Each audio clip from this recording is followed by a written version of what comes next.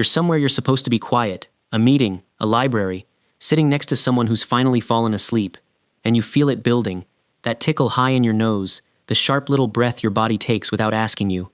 A sneeze is loading. So you do the polite thing. The thing almost everyone has done. You pinch your nose, seal your lips, and force the whole thing back down into silence. It feels like nothing. A tiny, considerate little victory. Except in that half second, you just did something genuinely dangerous. Because a sneeze is one of the most violent, high-pressure events your body can produce on purpose. And when you seal every exit, that pressure doesn't vanish. It turns around and blasts back into you. Doctors have documented a perfectly healthy man ripping a hole in his own throat this way. From being polite. This is the story of why. It's about the real pressure hidden inside a sneeze, a number most people would never guess, and the simple law of physics that decides where that pressure goes when you don't give it an exit. It's about the man who spent a week in a hospital bed, unable to speak, because he didn't want to be rude. And it's about an old piece of folk wisdom, that a sneeze is your body needing to get something out, that turns out to be exactly, mechanically true. But to see why holding it in is so dangerous, you first have to understand what a sneeze actually is, because it isn't a breath. Most people picture a sneeze as just a big, forceful exhale. It's not. A sneeze is a controlled explosion, and your body assembles it in stages. First, you pull in a deep, sharp breath, filling your lungs. Then, this is the key move, your body slams a door shut deep in your throat. Your vocal cords and the back of your throat clench closed, trapping that air inside. And now your chest, your diaphragm, and your abdominal muscles all contract at once, crushing down on that sealed pocket of air, driving the pressure higher and higher behind the closed door.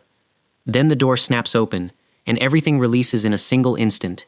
Air, mucus, irritants, fired out of you at once. That's the sneeze, not the breath, the release.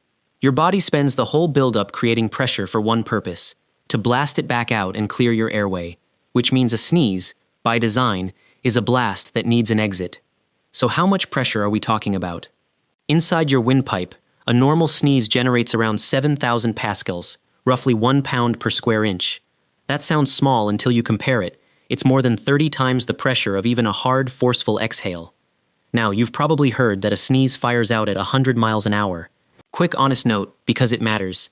That number is a myth. It was never measured. It was guessed at back in the 1940s and repeated for 80 years. When scientists finally put people in front of high-speed cameras, the actual air came out far slower, somewhere between 10 and 40 miles an hour. So a sneeze isn't fast the way a bullet is fast. But here's the part the myth distracts from, and it's the whole point of this video. It was never the speed that could hurt you. It's the pressure. And what that pressure does when it can't get out is where this turns dangerous. Here's the wall. The number this whole video is built on. When you sneeze normally, all that crushing pressure escapes explosively out through your nose and mouth. That's the exit. That's the entire design. Build the blast, then release it. But when you pinch your nose and clamp your mouth, you don't stop the sneeze. Your body has already built the pressure. The muscles still fire. You've simply sealed the only way out. And engineers have simulated exactly what happens next inside the human airway. Sealing off a sneeze doesn't keep the pressure the same. It multiplies it by somewhere between 5 and 24 times. A held sneeze can drive the pressure in your airway up toward 40 kilopascals.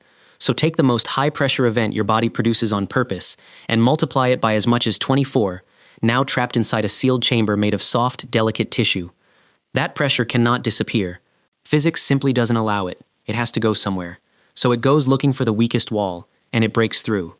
And that is what's really happening in your quiet little moment of good manners. You feel the tickle, you pinch your nose, and you think you've done a small, kind thing. What you've actually done is trap a pressure blast, multiply it, and bet that every membrane, every blood vessel, every seam of tissue in your head and neck holds. Almost every time it does. This video is about the times it doesn't. Because this is documented, and the case is hard to believe. In 2018, doctors in Leicester, England, published a report in the medical journal BMJ Case Reports about a previously healthy 34-year-old man. Nothing wrong with him. He felt a big sneeze coming, and to stifle it, he did the polite thing, pinched his nose, shut his mouth. He felt a pop in his neck. Seconds later, his neck began to swell. His voice changed. It hurt to swallow. When doctors examined him, they heard a sickening crackling under his skin, running from his neck all the way down to his rib cage. The scans told the story. The trapped pressure had torn a hole in his pharynx, the back of his throat, and air was escaping his airway and bubbling up through the soft tissue of his neck and chest. He had ruptured his own throat, silently, by being considerate. 7 days in the hospital, fed through a tube, on IV antibiotics, before it healed. The doctor's published warning was blunt. Sealing the nose and mouth to halt a sneeze is dangerous and should be avoided. And a torn throat is only the beginning of the list, because once that pressure is trapped and multiplied, it takes whatever's weakest. Doctors have tied stifled sneezes to a genuinely disturbing range of damage. It can blow out an eardrum. The pressure races up the tubes connecting your throat to your middle ear and burst the membrane from the inside. It can force air into the cavity between your lungs. It can pop the tiny blood vessels in your eyes and nose. It has even fractured the cartilage of the voice box. But by now you're probably asking the fair question. A torn throat? A burst eardrum? Those are horrifying, but they heal. Can holding in a sneeze actually kill you? Let me be completely straight with you, because the honest answer is more unsettling than a clean yes. There is no confirmed open and shut case of someone dying purely from holding in a sneeze. If that's the bar, the title just scared you a little. Here's why it's true anyway. The sneeze, held or not, is a documented trigger.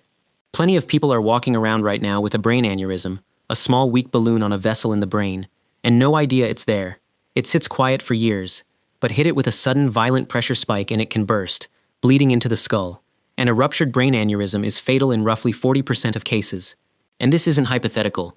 Just last year, a healthy 35-year-old man in California sneezed hard 3 times in his car and tore the inner lining of an artery in his neck, cutting blood to his brain and giving him a stroke. He nearly died, and that was from a sneeze he let out.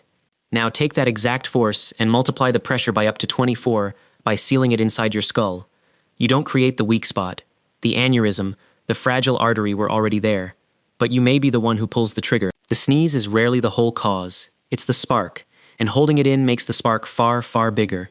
And that's what makes this worth knowing, because unlike almost every hidden danger, this one is a choice, one you make over and over for your entire life. You can't uninherit a weak blood vessel, but every single time a sneeze comes, you decide whether to let it out or fire it back into your own head. Billions of people were raised to believe stifling a sneeze is the polite, correct, considerate thing to do. Parents teach it to their kids, and it costs nothing almost every time, which is exactly why no one questions it. But you're quietly flipping a coin, again and again, across a whole lifetime, and on the rare bad flip the downside is a torn throat, a burst eardrum, or a bleed in your brain. There is no upside that justifies that bet. The considerate move was never to swallow the sneeze, it was to turn away and cover it. So the next time you're in that quiet room and you feel it building, the tickle, the sharp breath your body takes without asking, don't clamp it down. Don't pinch it shut and swallow it in the name of good manners. A sneeze is a blast your body builds to force something out of you. Seal every exit, and all that pressure, every bit of force it gathered to protect you, has nowhere left to go, so it goes into you. Just let it out.